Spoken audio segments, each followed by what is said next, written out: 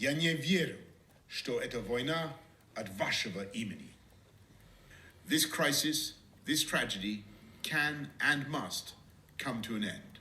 Тому що світу потрібна вільна та суверенна Україна.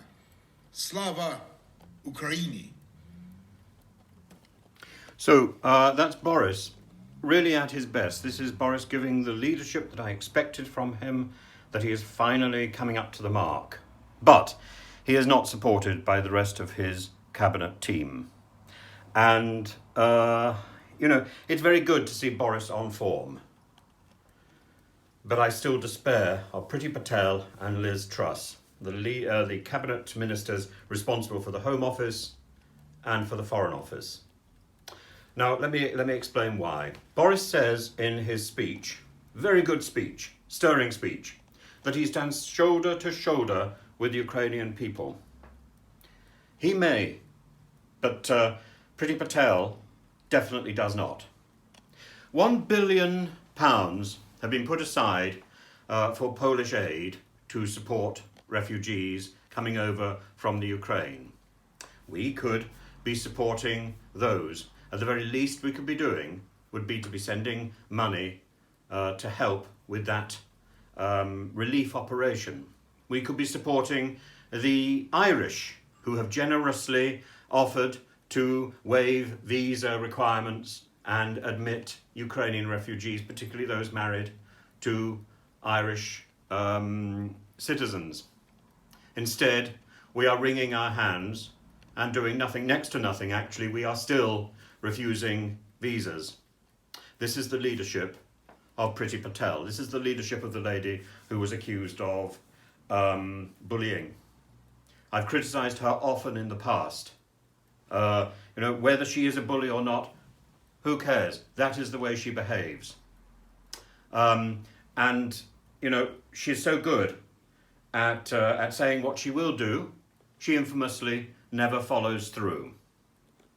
So far, she has failed to get up there and say that she, or we, the UK people, are going to help Ukrainian refugees. This isn't about Brexit. This isn't about our network of allies. This is about our moral duty. We cannot stand up and say, this war is evil, this war is wrong, which is what we are doing, if we do not help to solve the problem, if we do not help those people who are suffering because of this evil, because of this misguided man, Mr. Putin. We are still clinging to the idea that unless you have applied for a visa in the accepted way, you will not be allowed entry into the UK. You will not be allowed to stay here. If you come here illegally, you will immediately be penalised. There is no other way for a Ukrainian to come to the UK because they cannot go to the Ukraine and apply for a visa at the moment, and it would take too long. They'll be dead. The rain of missiles falling indiscriminately, as Boris put it so wisely, in the Ukraine. How do we know that there is time enough for our sludgy bureaucracy to process these people in the right and proper way? Now is the time for action. Now is the time genuinely to stand shoulder to shoulder with these oppressed people. So once again, as in Afghanistan, we are on the wrong foot because of a minority, because of a number of petty ministers who prove themselves day after day to be over-promoted and incompetent, and who Boris seems frightened to sack. I think it would be foolish and inappropriate to condemn the A-list for selecting candidates, which the Conservatives introduced in 2006 and then a few years later abolished, because some of those candidates who came through have proven their worth. But I don't really think these shortlists of ethnic minorities and 50% women work. I think there are plenty of people from ethnic minorities and plenty of women who deserve and should be in Parliament. We should be breaking that glass ceiling. And has the A-list work? No, we should have 50% representation of women in Parliament. Do we? No, we don't. What instead we have is a number of ministers who somehow, a number of parliamentarians who somehow seem to have got through because of the benefits of that list. And they're clinging on to their job because nobody dares to get rid of them. And when we do get rid of them, as for example, when we got rid of Cressida Dick, there are stories in the newspapers and in the and in magazines.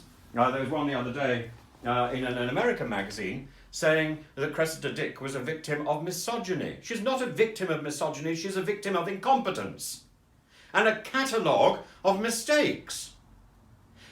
Priti Patel, if she were to be sacked tomorrow, she wouldn't be a victim of misogyny, she would be a victim of her own arrogance, of her own stupidity, and of her own apparent bullying.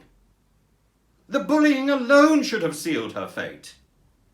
And now she is the person who is dictating whether or not Ukrainians who have every right to accompany their spouses into this country can.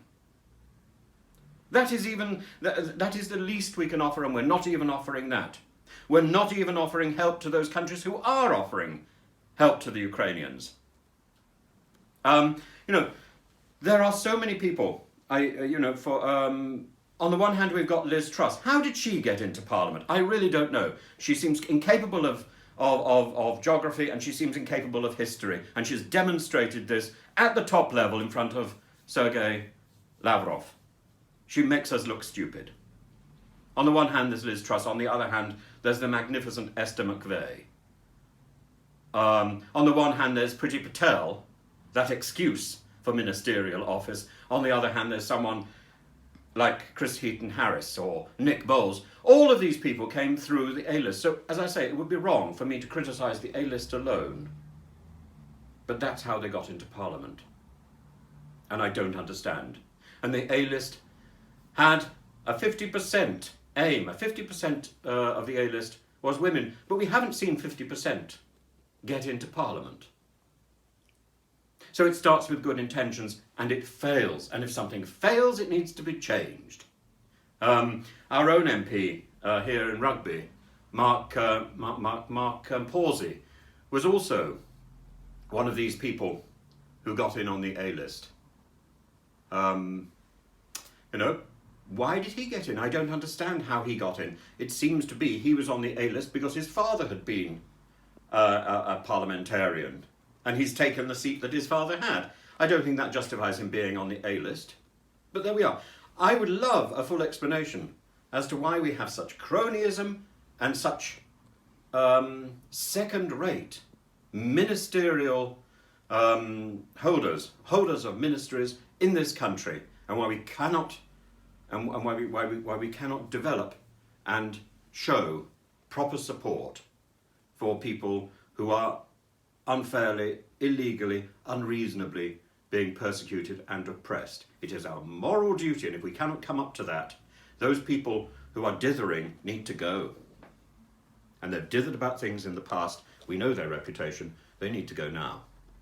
And I hope Boris is going to recognise that fact.